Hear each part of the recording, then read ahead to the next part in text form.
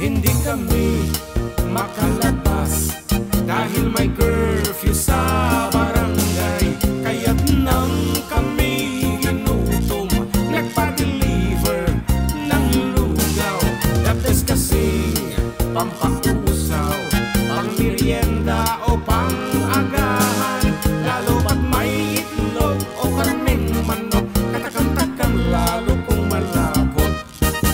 Pero mukhang di na malas, delivery na buenas, ilang oras na ang lumipas, si Lugaw nasapat sa checkpoint di nakalusot.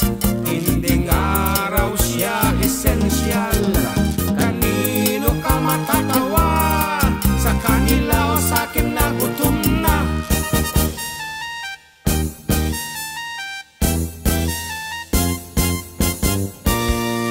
Ang gusto ko sa nangyari, nagpakumbaba pa si Mr. Delivery, dahil si Allen na nasa authority nagpaliwanag peacefully.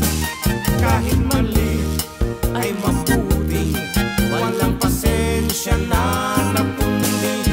Ang masama pati si VP Lenny, tinukso ng undersecretary. Kanino ka matatawa, sa nag-deliver o sa nanita, o sa akin na tutum na?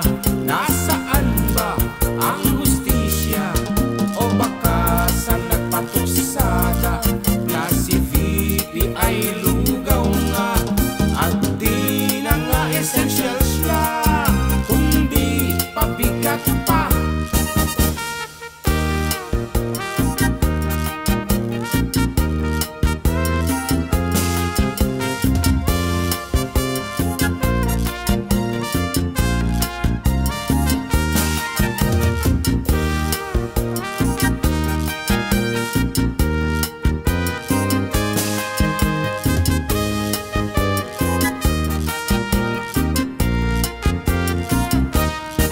Sa totoo lang tayo ang nakakaawa,